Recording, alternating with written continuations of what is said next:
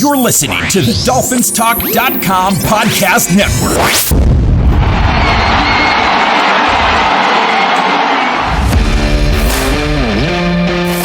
Welcome to Dolphins Talk Weekly, your one-stop audio breakdown of all of this week's Miami Dolphins news. Now, here is your host, Kevin Dern. Back for another installment of Dolphins Talk Weekly.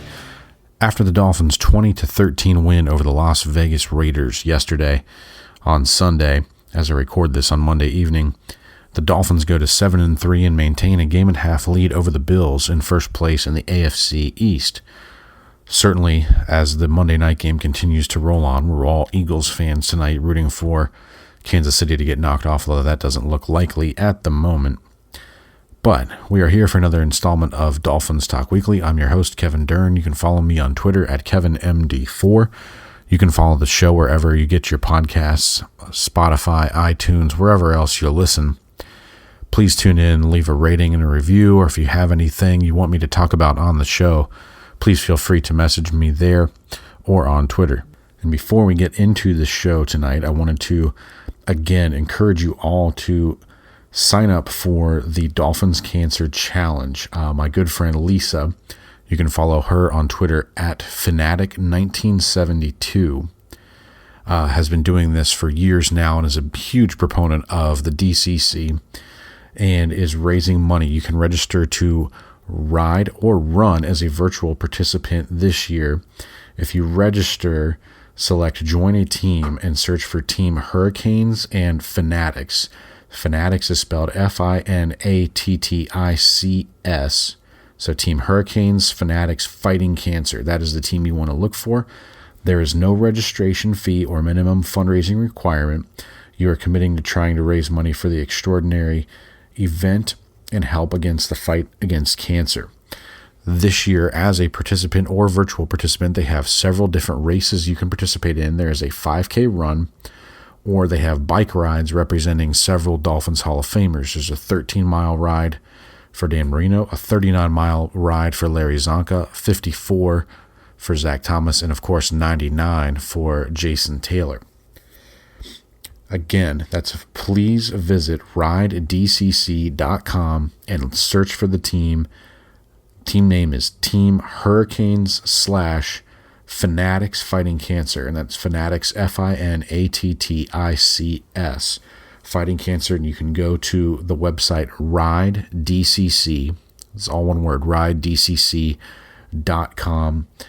to register, and please tell Lisa I said hello, or like or retweet anything that she tweets about the Dolphins Cancer Challenge coming up. I believe it's in February of 2024. But just wanted to help promote such a wonderful cause for Lisa and for the Dolphins and the Miami Hurricanes themselves. Now, we are back in a Victory Monday mode, but it was a little bit of a workmanlike game, and you smell that? That smells like a rock fight coming on the day after Thanksgiving, so we're going to need to bring our hard hats tonight. So, no Lagavulin for us. We're going back to the Bushmills Prohibition blend whiskey with the logo of Tommy Shelby on the front. So pretty cool graphics on the bottle there, but this one is for the victory over the Raiders.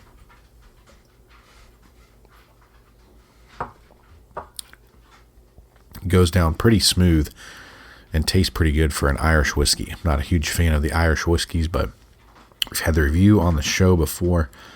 That one is one of the better ones. Now, for the Dolphins game itself, like I said, workmanlike victory, 20-13.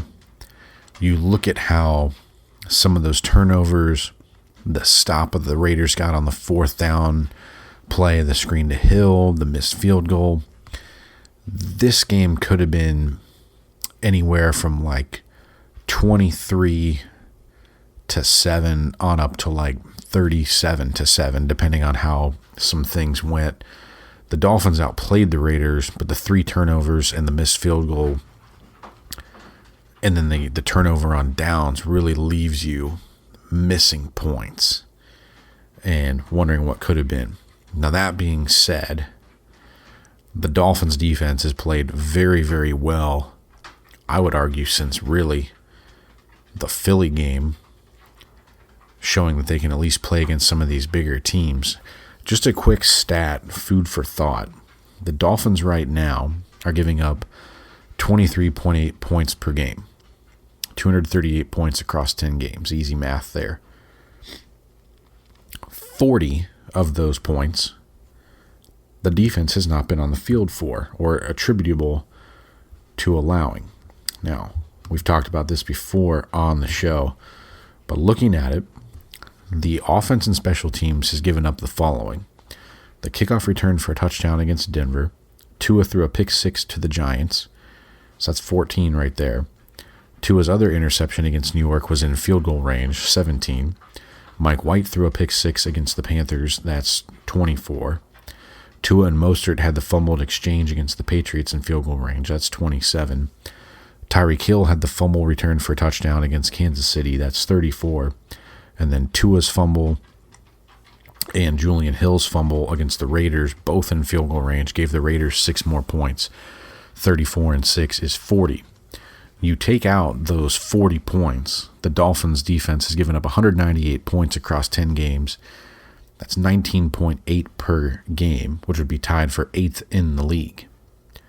So this is a top 10 defense, just some of the statistics don't really show it. And one of the interesting things developing is the run defense. So they had the atrocious performance in week 1 against the Chargers where they gave up 234 yards or 233 yards. Even counting that, they are now up to 10th in the NFL in run defense, giving up 99.2 yards per game, which is actually about 5 yards per game better than their mark last year when they were 4th in the league in run defense. From week 2 on, so from the Patriots game to present, they're only giving up 84.5 yards per game rushing, which would be 4th in the NFL. Another interesting stat that the Miami's improved upon, they dominated the Raiders on the money down, 3rd down on Sunday. Las Vegas was 4 of 14 on 3rd downs and then 0 for 2 on 4th downs. So that's 4 of 16. Not very good at all, 25%. Miami's 3rd down defense is allowing conversions on just 35.9% of the time. It's 10th in the NFL. So you're starting to see this defense heat up even more. Yes, you can make the argument that some of the competition hasn't been great, but I think we've seen what teams like Buffalo, what teams like Denver can do. We know what Kansas City can do. We know what Philly can do. Pretty good stuff, pretty interesting stuff if you're a Dolphin fan watching this defense. Pass defense is 14th in the league, giving up 220.6 yards a game. They're tied for 8th in the league with 31 sacks, and I believe going into Monday night they were still 1st or 2nd in quarterback hits. I'll have to check that one. Let's check in on the Vic Fangio fixes. So an interesting development. I don't know if David Long got hurt during the game or it's just kind of a game plan thing, but Andrew Van Ginkel got a lot of run on the nickel stuff in 3rd downs, out-snapping David Long. I'm not really sure about that. I don't know if it's sort of a game plan thing to try and address the Raiders' Michael Mayer, who had a nice day. Interesting to note that Miami had been playing some dime looks. Nick Needham only got 1 snap on defense yesterday in a dime set. So I don't know if that's a game plan thing with Andrew Van Ginkel. Don't think he played poorly by any means. He still got his snaps rotating up front, but getting him into the mix a little more at off-ball linebacker seems like we're back to sort of a slippery slope there.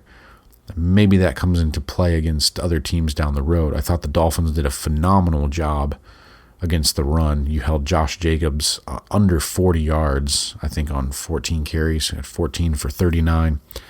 Then you had the big tackle for loss play where Kohu and then Javon Holland finished it off on the reverse. Phenomenal job rushing. And then up front, you're starting to see this pass rush really come alive. Bradley Chubb, Zach Sealer, Christian Wilkins, Jalen Phillips now all have 4 or more sacks on the year. Sealer has 4. I think Chubb has 6 to lead the way. Phillips with 5.5. Wilkins with 4.5. And you've seen them do this, stopping the run against good teams and good running offenses. Held Philly under 100 yards, held Kansas City under 100 yards. It's trending in the right direction, and then we'd be remiss if we didn't talk about the day. First of all, I think this goes overlooked. Xavier Howard had a phenomenal game, especially in terms of tackling and being able to fly up and make plays. But Jalen Ramsey, worth every penny you're paying him for the plays that he made on the ball. Incredible interception, the first one, and then the second one to seal the game was a great play. But I'd also make note, because this goes overlooked because of the turnover, Deshaun Elliott was in perfect position to get the interception as well if Jalen Ramsey isn't there. So that Dolphins defense is starting to really click at the right time.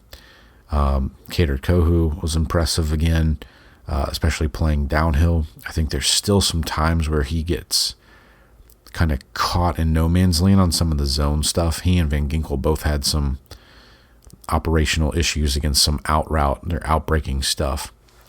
But hard to nitpick and complain. Really the one bad play you had was, I don't know if it's a coverage bust or just a weird call on the Devontae Adams thing, but it seemed like Xavier Howard was supposed to stay either deep third or in a quarters look, and then Elliott and Holland just kind of misplayed everything with Devontae Adams breaking through the middle. But aside from that, darn near dominant defensive performance. And then I would also make mention of Miami's sort of sudden change defense. The Raiders get 2 fumble recoveries close to the red zone, and you only come away with 6 points. It's a pretty big deal. And Miami's sudden change defense has been pretty good all year. We talked about the 40 points allowed by the Dolphins' Owen special teams. Some of that is due to the defense being put on the field in bad spots and not letting other teams gain yardage and just having them settle for field goals. So well done to Vic Fangio. Well done to the Dolphins defense, and Christian Wilkins. You've got to find a way to pay this guy. Just phenomenal effort. Plays a huge chunk of the snaps. I think he was at like 79% of the plays on Sunday. Sealer wasn't far behind. What a duo you have in those two guys, and you need to find a way to pay Christian Wilkins and keep him in Miami. More to that, maybe we'll share some this offseason when certain information isn't embargoed, but man, love seeing number 94 make plays. Got the huge pressure on Jalen Phillips' interception. Jalen Phillips had a massive game, several tackles, a tackle for loss. They credit him with 2 sacks. Originally it was 1.5, but it bumped to 2. The interception and a pass deflection. What a day for number 15. Moving on, as we're going to kind of roll through this Raiders recap and do a preview of the Jets game on Black Friday coming up. The special teams, I couldn't find a great metric on this, and I'll be honest, I'm being cheap here because of the holiday season, but did not want to pay a subscription fee to figure out Miami's special teams DVOA. But I would say on the surface of it, their coverage units and their return units have been a lot better and a lot more consistent than they were any of the other years under Danny Crossman. Jake Bailey has not been good. Jason Sanders is still very good from 49 and in, and hit 1 of 2 from 50 plus over the weekend.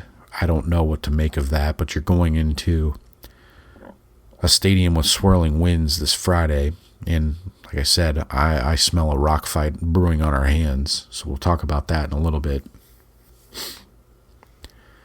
But that's something to watch. Offensively, if we're going to be completely honest here, the Dolphins' offense has sort of been out of sorts for about a month now. I think you can make the case that Philly, Kansas City, and the Raiders games, with the Patriots game being the outlier, those three games, Philly, KC, Vegas, the offense hasn't looked as great as it once did during the season. I think you have it's an amalgamation of things. You've had combinations on the offensive line. You've played two really good defenses with Philly and KC. You're playing a team in the Raiders that's playing hard for Antonio Pierce in light of the coaching change, which makes it even funnier now that I walked into the Raiders' private dining room at St. Elmo's at the Combine this year. Even more funny because I was 5 feet away from staring at Josh McDaniels, and now he's gone. Never going to get another head coaching opportunity again, unless maybe in New England. But the offense just hasn't clicked on all cylinders the way it was earlier in the year, pre-Philly game. And you look at it, 3 turnovers on Sunday. Third downs on Sunday, the Raiders held Miami to 3 out of 11. That's 27%. So that's even worse than the 30.3% that they're converting third downs in the 3 games that they've lost on the season. So that's alarming. You had the 4th down play to Tyreek Hill with the screen. That is the exact same play Miami ran to Tyreek Hill against New England to convert that 4th and 1. The Raiders had that one pegged dead to rights. They knew it was coming. Nate Hobbs flew up and made that tackle. The 3rd and 4th downs play calling for Mike McDaniel continues to be an adventure of the bad kind. We'll talk a little bit more about that in just a minute. Passing game-wise, I thought did fairly well. I think, and this is kind of interesting, I texted a good buddy of mine. He asked me what I thought the score would be. I said 28-14. Think we'll be a little rusty coming out of the bye like last year against the Texans. Wasn't terribly far off. Had another drive where you get stopped at the 2 or the 3 yard line. That could be a potential 7 points. You miss a field goal. That's 30 points potentially right there. Even if you kick 2 field goals or make the field goal and kick another one, you're up to 26. So the rust issue was kind of there, and I felt like it was kind of there for Tua. A little shaky on some of the early throws. Had the miscommunication with Jaylen Wadd on the post play to lead off the second half with the interception. The good news is all of this stuff is pretty easily fixable. And I think one glaring thing is they need to get Jaylen Wadd more involved. I think the first half of his season was kind of marred by various injuries. He looked a lot better on Sunday against the Raiders.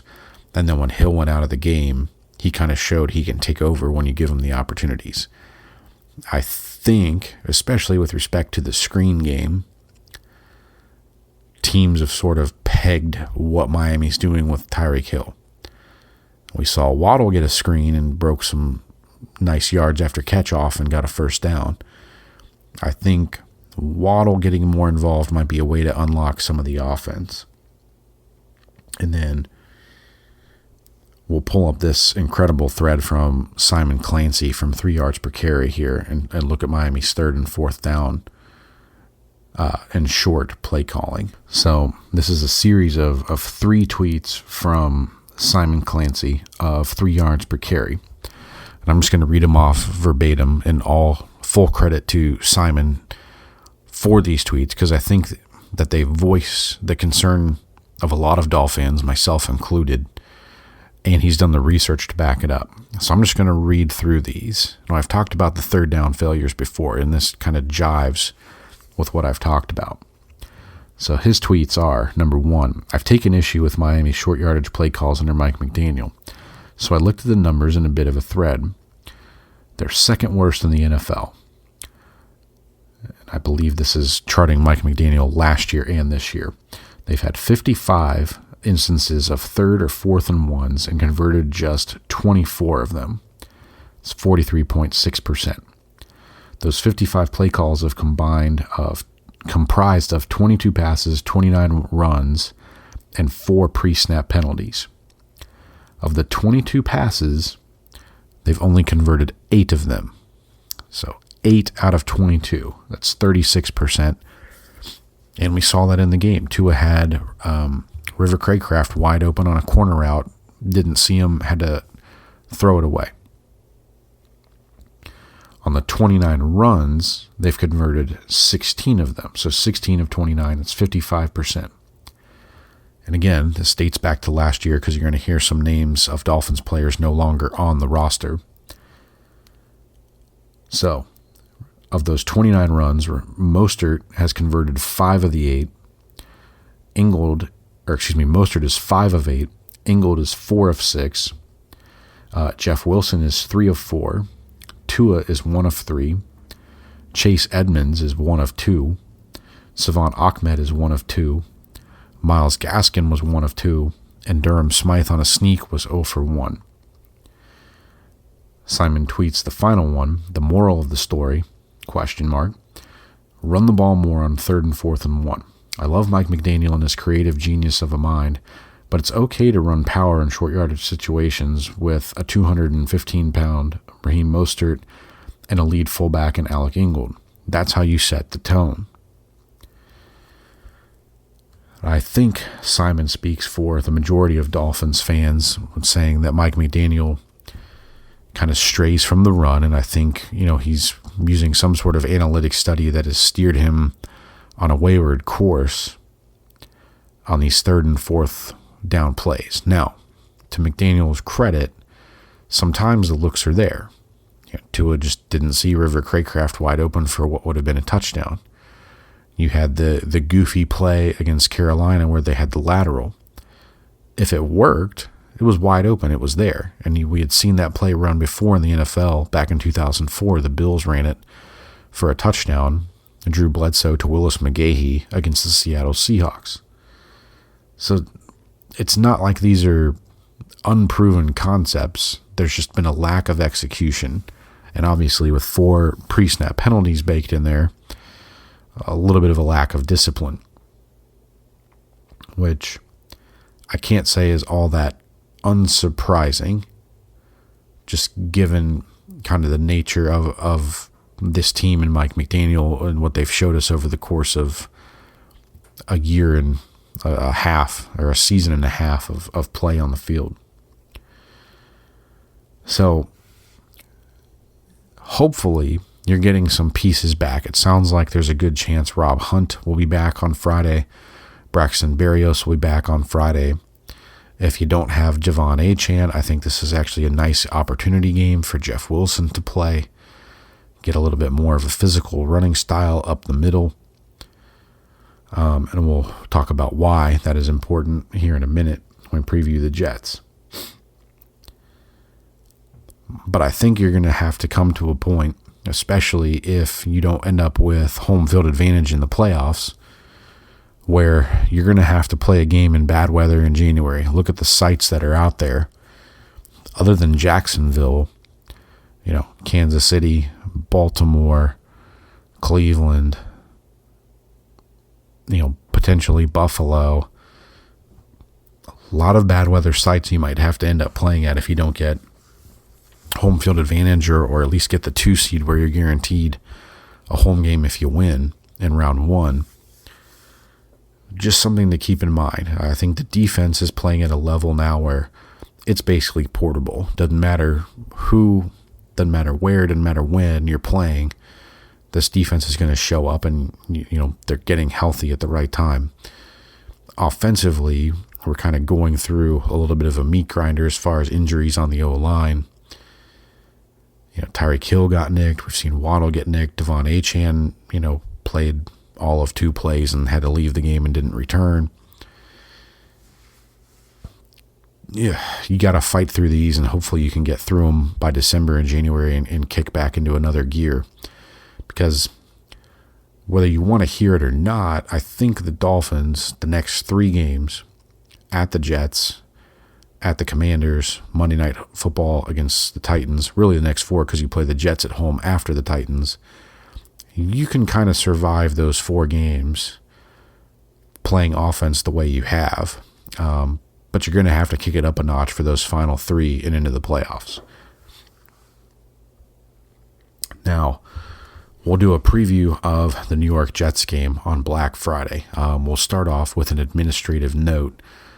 Since the game is on Black Friday and it is Thanksgiving weekend, I am actually going to be traveling. So I will be in Nashville for that weekend. I will have a chance to watch the game, but will not be able to record the podcast until Sunday night at the earliest. If that bleeds into Monday, I have some work travel slated for that week. If it bleeds into Monday and I haven't gotten the episode out, probably not going to get an episode out until after the Commanders game.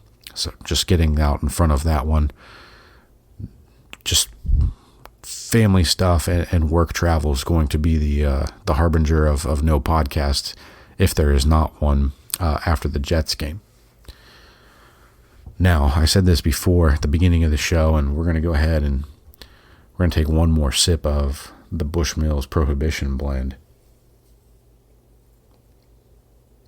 because I think this is going to be a rock fight. And a rock fight, for those that aren't familiar, is a defensive battle where your offenses are going to be a little sluggish, have a hard time getting things accomplished, usually low scoring. I expect this to be an ugly game, and I would set forth the goal for the Dolphins offense being what they have been for the last month, being what the Jets defense is. I think if you can get 17 points, the Dolphins win this football game. I also think that the Dolphins offense, and I think the Dolphins in general, will be hard-pressed to get more than 17 points unless there is a defensive score or a special team score with it. Now, I hope I'm wildly wrong, but I just sense a rock fight. You're getting decent weather for East Rutherford, New Jersey in late November. It's supposed to be 49 degrees and partly cloudy. So you don't have to worry about the bad weather, at least not yet. But you look at the Jets, and everyone kind of talks about how historically good this defense is and all of that. It was earlier in the season. It's kind of fallen off the pace. So we talked about the Dolphins' run defense being 10th in the NFL. Could be as good as 4th in the NFL if you take away that first week. Would it surprise you to know that the Jets' defense, the run defense, is pretty damn bad? They are 30th. I did not misspeak. They are 30th in the NFL. They're giving up 137.6 yards a game on the ground. They're allowing 4.2 yards per carry. That should bode well for the Dolphins. Now, the rub here is the Jets' 2 main linebackers, C.J. Mosley and Quincy Williams, can absolutely fly. If you're trying to do a bunch of stuff laterally, you've got to win the edge, particularly against their undersized guys, Bryce Huff and Will McDonald, and get there quick, because these dudes can fly. And Quincy Williams is a thumper. He will hit you. I know it's the Jets. I don't want to take anything away from them. That is a fun player to watch. He is the brother of defensive tackle Quinnen Williams. So you have to try and run at them. And if this is a game, if we're going back to last year to see a previous example, if I'm Mike McDaniel, I would treat this a little bit like they treated the Cleveland game last year, where you ran a bunch of gap stuff right up the gut with Mostert and Wilson and just gashed them. This is a good game to do that. I think you ought to need Robert Hunt to be able to pull that off effectively. all credit to Liam Eichenberg. He played pretty damn well against the Raiders. But I still don't like the matchup of Liam Eichenberg or Lester Cotton having to play against Quinnen Williams inside. That just doesn't seem like a winning business proposition for the Dolphins. I'd rather have Rob Hunt and have 4 strong links. And by the way, back to the Raiders game for a second, kudos to Austin Jackson for the job he did on Max Crosby in one-on-one reps. That is not an easy man to block, and Jackson acquitted himself pretty damn well. Like we said, the Jets' run defense is bad. 137.6 yards a game allowed. That there's going to be a game where McDaniel needs to stick with the run and kind of grind it out, like the Cleveland game last year, like New England early in the season in week 2. This is it. The Jets' third down defense, kind of in the middle of the pack, but they're in the lower end of that middle pack. They're 20th in the league on third down defense, giving up 39.6% conversion rate. Miami's offense going into the Vegas game on Sunday was 39.58%. So it was dead even, and then they had the craptacular 3 of 11 performance against the Raiders, which lowered that. So rock in a hard place there. Something's going to have to give. Where the Jets are good is pass defense. They are 5th in the league. They're giving up just 6.1 yards per catch. That is tied for 2nd in the NFL. Sack production has kind of been up and down. They've got 26 sacks, which is tied for 19th. But Miami's only got 5 more, and you're 10th. So there's quite a few teams kind of in that 26 to 33, 34 range. But to me, the key is stop Bryce Huff and stop Quinnen Williams. Those are the 2 guys you need to stop. Will McDonald's a nice athlete, but he doesn't really have it put together. John Franklin Myers is just kind of, more of a run-stopping edge player. You got to stop Huff, and you've got to stop Will McDonald and Quinnen Williams inside. Carl Lawson hasn't even been active. That's been a bust of a free agent signing for them. Defense is going to make it challenging. They play a lot of unique different coverages. They time their blitzes well. They run a lot of pass rush games, which they haven't been a great defense by any means, despite what they would have you believe. But they can do some things to short circuit an offense. Where I think you've got the opportunity is the Jets' offense has been absolutely putrid. They've produced 9 touchdowns all season. As you've probably seen now, Miami had 10 touchdowns in the Denver game alone. Tim Boyle has been named the starter, Trevor Siemian has been named the backup, and then Zach Wilson will be the active 3rd QB. So who knows how many of these guys we're going to see on Friday. But this, by my count, will be Tim Boyle's 4th career start, his 1st career start with the Jets. And their offensive numbers are just contemptibly bad. 30th in the league in offense at 270 yards per game. Miami's passing offense alone averages like 291 per game. The Jets' rushing offense is kind of their one thing that they can hold up. They're almost at 100 yards per game. They're averaging 99.8 yards per game, which is 23rd. But they've had some injuries on the O-line. Mekhi Becton has a high ankle sprain, suffered this past Sunday in their loss to the Bills. He's probably not going to play Friday. They have still not activated still have not activated Dwayne Brown yet. I think they have until Friday to do so, or he's done for the year. There's a distinct possibility that the 2 tackles we see against the Dolphins are our old pal Billy Turner and then Max Mitchell. So if you have an IDP league, I would say it's a safe play to put Bradley Chubb or Jalen Phillips on your active roster this week. The Jets' passing offense is even more inept. They are 30th in passing offense at 170.5 yards per game. That 0.5 yardage extra is what keeps them out of being 31st per game, just ahead of the Giants. You have some element of the unknown with Tim Boyle. In the very brief clips of film I've watched, he seems a little more decisive than Zach Wilson, but which quarterback in the NFL isn't? So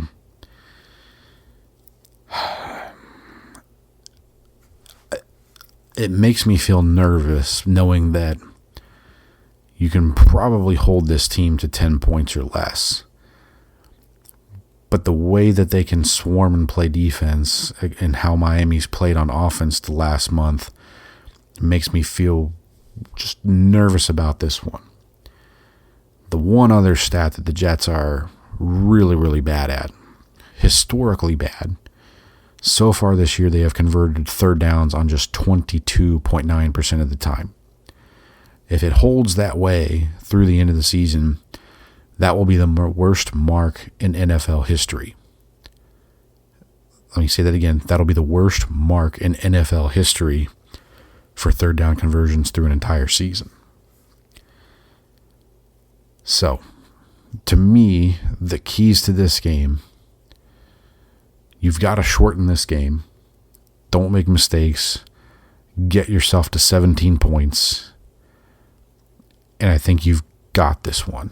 Don't get beat throwing pick sixes. Don't get beat by fumbling the ball on your own, giving them the ball in their red zone to kick field goals. Don't give up a special team score.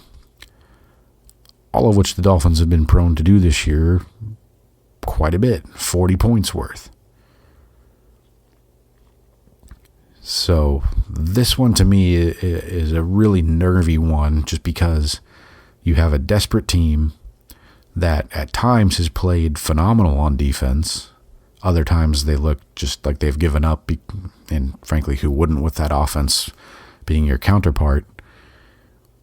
But man, this feels like a game that could be like 13-9 or 10-6 or 17-11 or something dumb like that with the score. Forgive me if I sound pessimistic, just I feel like I've got a pretty good judge of when a rock fight is on the horizon, and I sense one this Friday. So hopefully you get over that tryptophan hangover from the turkey on Thursday pretty quickly, because you might need some more to get through this game on Friday. But I still think the Dolphins have enough ammunition to get a win, which at this point is all that matters. Win this game. And I think you've got a game the next week against the Commanders where you can call it sort of a get-right game for your offense in order if you can't do it this week. That's going to do it for me on this week's edition of Dolphins Talk Weekly. Again, please sign up for either be a participant or virtual participant for the Dolphins Cancer Challenge. It's ridedcc.com. Thank you guys for listening, and hopefully we'll have an episode recapping the Jets game either Sunday or Monday next week. If not, then the next episode will be after the Commanders game 2 weeks from now. So thank you guys. Give me a follow on Twitter at KevinMD4. Follow the show on iTunes, Spotify, or wherever else you listen to your podcasts. Have a great week. Have a happy Thanksgiving. Stay safe. Fins up.